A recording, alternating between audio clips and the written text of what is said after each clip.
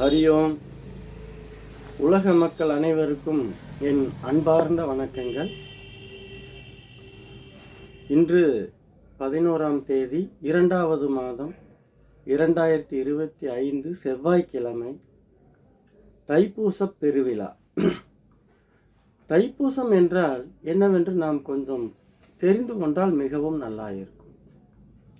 முருகப்பெருமானுக்கும் சிவபெருமானுக்கும் போட்டி நடந்து கைலாய மலையிலிருந்து கனி கிடைக்காமல் கோவித்து கொண்டு கைலாயத்திலிருந்து பழனி வந்து கொண்டிருக்கிறார்.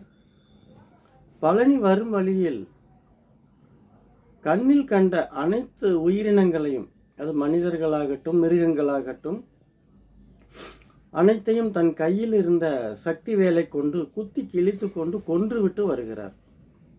பழனி வந்த பிறகு பெரிய நாயகி அம்மன் கோவில் இப்பொழுது இருக்கிறது. அங்கேதான் சென்று அவர் முருகப்பெருமான் அமர்ந்த இடம் பெரிய நாயகி அம்மன் கோவில். அங்கு சிந்தனையில் ஆழ்ந்து தியானம் செய்கின்றார். அப்படி செய்து கொண்டிருக்கும் பொழுது திடீரென்று ஞானோதயம் கிடைத்த நாள்தான் இன்று தைப்பூச திருவிழா. அவருடைய ஞானம் பெற்ற, அதாவது மனம் உள்முகமாக இயங்கிக் கொண்டிருக்கும் வரை தனக்கு கிடைக்காத துக்கங்களை எல்லாம் எண்ணி பார்த்து கொண்டே இருக்குமாம் மனம். அந்த துக்கங்களிலிருந்து முழுமையாக விடுபட்ட நாள் இன்று தைப்பூசம்.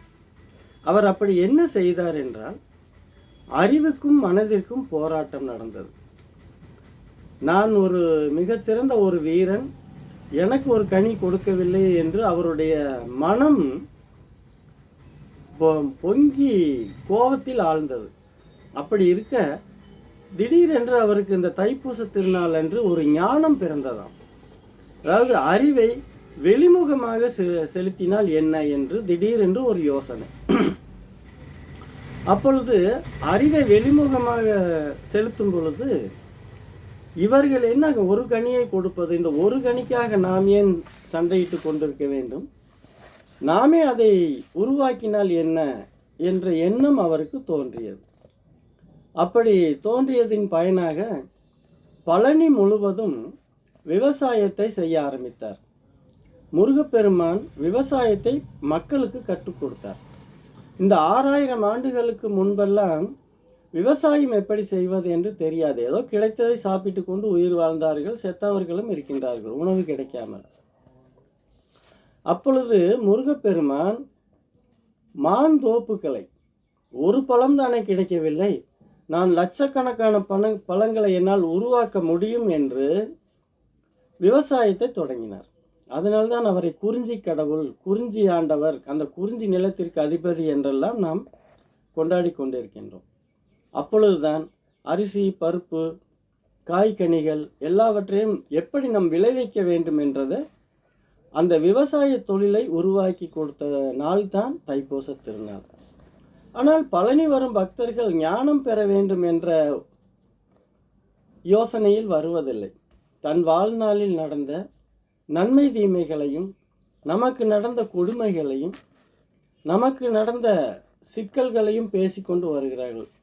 லட்சக்கணக்கான பக்தர்கள் வருகிறார்கள். நான் அதை காது கொடுத்து கொஞ்சம் கவனித்து வந்தேன். அப்பொழுது அவர்கள் என்ன செய்கிறார்கள் என்றால், மாமனார் மாமியார் செய்த கொடுமை, கணவனால் செய்த கொடுமை, ஆண்களும் அப்படித்தான். ஆண்கள் என் மனைவி எனக்கு அமையவில்லை, இப்படி அவர்கள் சொந்த வாழ்க்கையில் நடந்த நிகழ்வுகளைத்தான் அதிகமாக பேசிக்கொண்டு வருகிறார்கள். அப்படி இல்லாமல் நாமும் பழனியில் கால் வைத்து விட்டோமே என்றால் நமக்கும் ஞானம் பெற வேண்டும். நாமும் ஞானத்தை பெற்றுவிட்டால், அறிவை வெளிமுகமாக இயக்கினால் நமக்கு என்ன தேவையோ அதை நாமே உருவாக்கி கொள்ள முடியும் என்பதுதான் முருகன் நமக்கு சொல்லக்கூடிய வாழ்க்கை தத்துவம். இதை உணர்ந்து நாமும் அறிவை வெளிமுகமாக செலுத்தி அந்த ஞானத்தை பெற்றுவிட வேண்டுகின்றேன். எல்லாம் வல்ல முருகப்பெருமான் உங்கள் அனைவருக்கும் அருள் பாலிக்கட்டும். இந்த காணொளி உங்களுக்கு பிடித்திருந்தால் மற்றவர்களுக்கும் பகிருங்கள்.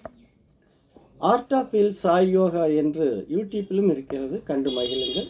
நன்றி, வணக்கம். மீண்டும் நாளை சந்திப்போம்.